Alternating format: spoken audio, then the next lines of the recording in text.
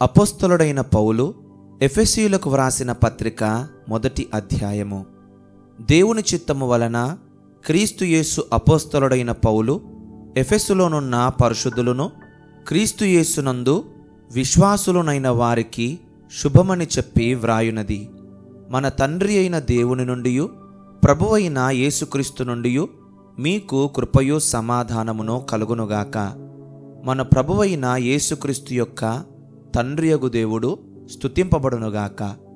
ఆయన క్రీస్తునందు పరలోక విషయములలో ఆత్మ సంబంధమైన ప్రతి ఆశీర్వాదమును మనకనుగ్రహించెను. ఎట్లనగా తన ప్రియుని యందు తాను ఉచితముగా మనకనుగ్రహించిన తన కృపామహిమకు కీర్తి కలుగునట్లు తన చిత్త ప్రకారమైన దయాసంకల్పము చొప్పున యేసుక్రీస్తు ద్వారా తనకు కుమారులనుగా స్వీకరించుటకై మనలను ముందుగా తన కోసము నిర్ణయించుకొని మనము తన ఎదుట పరిశుద్ధులమును నిర్దోషులమునై ఉండవలనని జగత్తు పునాది వేయబడక మునుపే ప్రేమ చేత ఆయన క్రీస్తులో మనలను ఏర్పరచుకొనెను. దేవుని కృపామహదైశ్వర్యమును బట్టి ఆ ప్రియుని యందు ఆయన రక్తము వలన మనకు విమోచనము, అనగా మన అపరాధములకు క్షమాపణ మనకు కలిగియున్నది. కాలము సంపూర్ణమైనప్పుడు జరగవలసిన ఏర్పాటును బట్టి ఆయన తన దయాసంకల్పము చొప్పున తన చిత్తమును గూర్చిన మర్మమును మనకు తెలియజేసి మనకు సంపూర్ణమైన జ్ఞాన వివేచన కలుగుటకు ఆ కృపను మన ఎడల విస్తరింపజేసెను. ఈ సంకల్పమును బట్టి ఆయన పరలోకములో ఉన్నవే గాని భూమి మీద ఉన్నవే గాని సమస్తమును క్రీస్తునందు ఏకముగా సమకూర్చవలనని తనలో తాను నిర్ణయించుకొనెను. మరియు క్రీస్తునందు ముందుగా నిరీక్షించిన మనము తన మహిమకు కీర్తి కలుగజేయవలనని దేవుడు తన చిత్త ప్రకారమైన సంకల్పమును బట్టి మనలను ముందుగా నిర్ణయించి ఆయన యందు స్వాస్థ్యముగా ఏర్పరచెను. ఆయన తన చిత్తానుసారముగా చేసిన నిర్ణయము చొప్పున సమస్త కార్యములను జరిగించుచున్నాడు. మీరును సత్యవాక్యమును అనగా మీ రక్షణ సువార్తను విని క్రీస్తునందు విశ్వాసముంచి వాగ్దానము చేయబడిన ఆత్మచేత ముద్రింపబడితిరి. దేవుని మహిమకు కీర్తి కలుగుటకై ఆయన సంపాదించుకొనిన ప్రజలకు విమోచనము కలుగు నిమిత్తము ఈ ఆత్మ మన స్వాస్థ్యమునకు సంచకరువుగా ఉన్నాడు. ఈ హేతువు చేత ప్రభువైన యేసునందలి మీ విశ్వాసమును గూర్చియు పరిశుద్ధులందరి ఎడల మీరు చూపుచున్న విశ్వాసమును గూర్చియు నేను వినినప్పటి నుండి మీ విషయమై మానక దేవునికి కృతజ్ఞతాస్తుతులు చెల్లించుచున్నాను.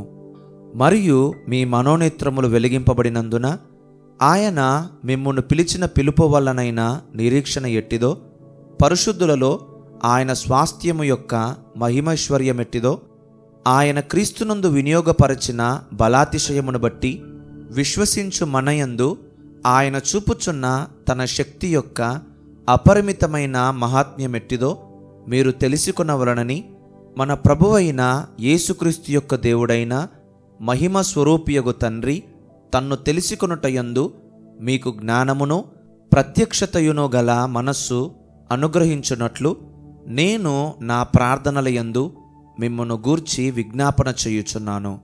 ఆయన ఆ బలాతిశయము చేత క్రీస్తును మృతులలో నుండి లేపి సమస్తమైన ఆధిపత్యము కంటెను, అధికారము కంటెను, శక్తి కంటెను, ప్రభుత్వము కంటెను ఈ యుగమునందు మాత్రమే గాక రాబోవు యుగమునందును పేరు పొందిన ప్రతినామము కంటెను ఎంతో హెచ్చుగా పరలోకమునందు ఆయనను తన కుడిపార్శ్వమున కూర్చుండబెట్టుకొని ఉన్నాడు.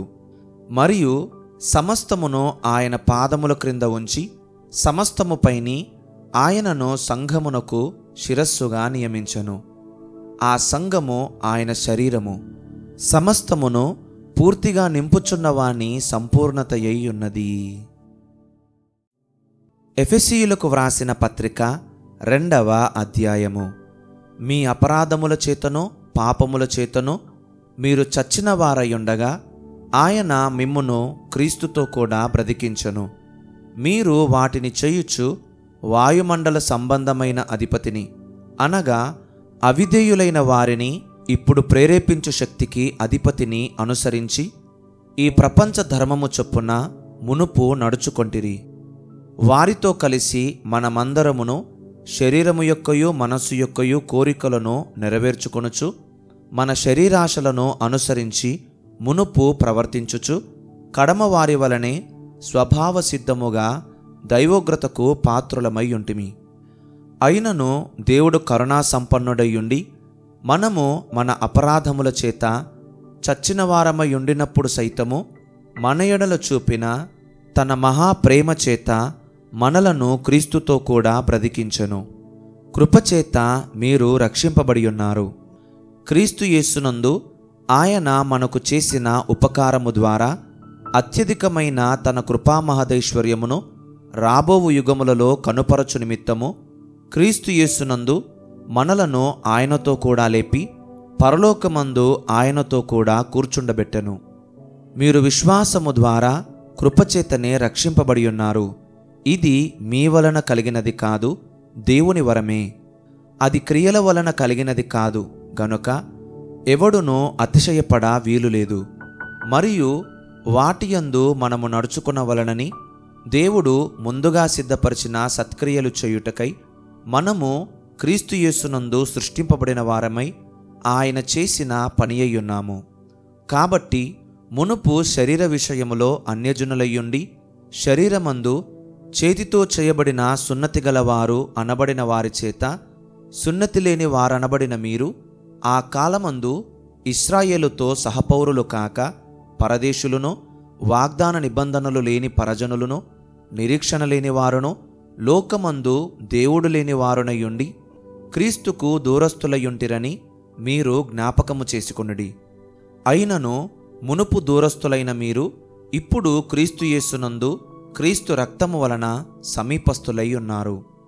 ఆయన మన సమాధానమయ్యుండి మీకును మాకును ఉండిన ద్వేషమును అనగా విధిరూపకమైన ఆజ్ఞలు గల ధర్మశాస్త్రమును తన శరీరమందు కొట్టివేయుట చేత మధ్యగోడను పడగొట్టి మన ఉభయులను ఏకము చేసెను.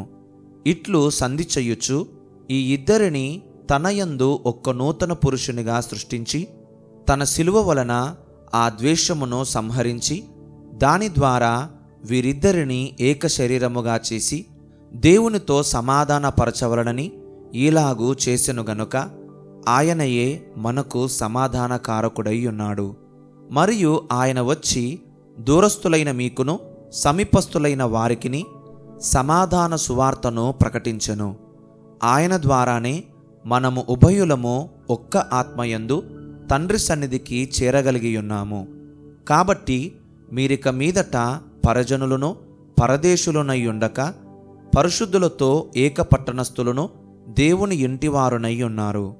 క్రీస్తు యేసే ముఖ్యమైన మూలరాయి అయ్యుండగా అపోస్తలులను ప్రవక్తలను వేసిన పునాది మీద మీరు కట్టబడి ఉన్నారు. ప్రతి కట్టడమును ఆయనలో చక్కగా అమర్చబడి ప్రభువునందు పరిశుద్ధమైన దేవాలయమగుటకు వృద్ధి పొందుచున్నది. ఆయనలో మీరు కూడా ఆత్మమూలముగా దేవునికి నివాస స్థలమయ్యుండుటకు కట్టబడుచున్నారు. ఎఫెసీయులకు వ్రాసిన పత్రిక 3వ అధ్యాయము. ఈ హేతువు చేత అన్యజనులైన మీ నిమిత్తము క్రీస్తు యేసు యొక్క ఖైదీనైన పౌలను నేను ప్రార్థించుచున్నాను. మీ కొరకు నాకనుగ్రహింపబడిన దేవుని కృప విషయమైన ఏర్పాటును గురించి మీరు వినియున్నారు. ఎట్లనగా క్రీస్తు మర్మము దేవదర్శనము వలన నాకు తెలియపరచబడినదను సంగతిని గూర్చి మునుపు సంక్షేపముగా వ్రాసితిని. మీరు దానిని చదివిన ఎడల దానిని బట్టి ఆ క్రీస్తు మర్మమును గూర్చి నాకు కలిగిన జ్ఞానము గ్రహించుకొనగలరు. ఈ మర్మమిప్పుడు ఆత్మమూలముగా దేవుని పరిశుద్ధులకు అపోస్తలులకును ప్రవక్తలకును బయలుపరచబడి ఉన్నట్టుగా పూర్వకాలములయందు మనుషులకు తెలియపరచబడలేదు.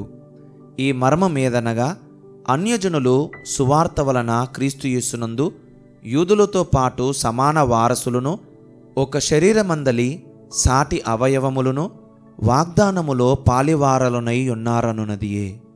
దేవుడు కార్యకారియగు తన శక్తిని బట్టి నాకు అనుగ్రహించిన కృపావరము చొప్పున నేను ఆ సువార్తకు పరిచారకుడనైతిని.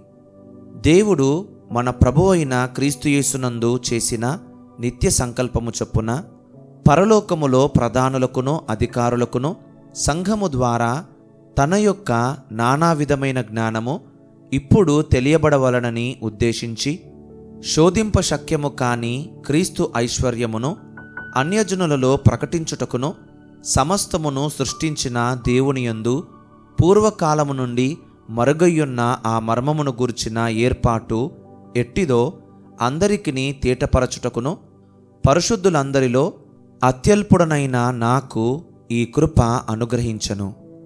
ఆయన యందలి విశ్వాసము చేత ధైర్యమును నిర్భయమైన ప్రవేశమును ఆయనను బట్టి మనకు కలిగియున్నవి.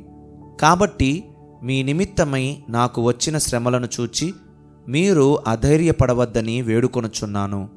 ఇవి మీకు మహిమకరములయ్యున్నవి. ఈ హేతువు చేత పరలోకమునందునో భూమి మీదనో ఉన్న ప్రతి కుటుంబము ఏ తండ్రిని బట్టి కుటుంబమని పిలువబడుచున్నదో ఆ తండ్రి ఎదుట నేను మోకాళ్ళుని మీరు అంతరంగ పురుషుని యందు శక్తి కలిగి ఆయన ఆత్మ వలన బలపరచబడినట్లుగాను క్రీస్తు మీ హృదయములలో విశ్వాసము ద్వారా నివసించున్నట్లుగాను తన మహిమైశ్వర్యము చొప్పున మీకు దయచేయవలననియు మీరు దేవుని సంపూర్ణత యందు పూర్ణులగునట్లుగా ప్రేమయందు వేరుపారి స్థిరపడి సమస్త పరిశుద్ధులతో కూడా దాని వెడల్పు పొడుగు లోతు ఎత్తు ఎంతో గ్రహించుకొనుటకును జ్ఞానమునకు మించిన క్రీస్తు ప్రేమను తెలిసికొనుటకును తగిన శక్తి గలవారు కావలననియు ప్రార్థించుచున్నాను.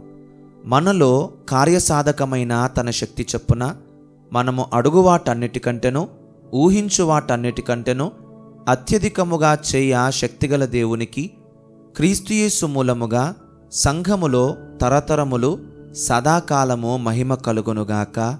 ఆమేన్.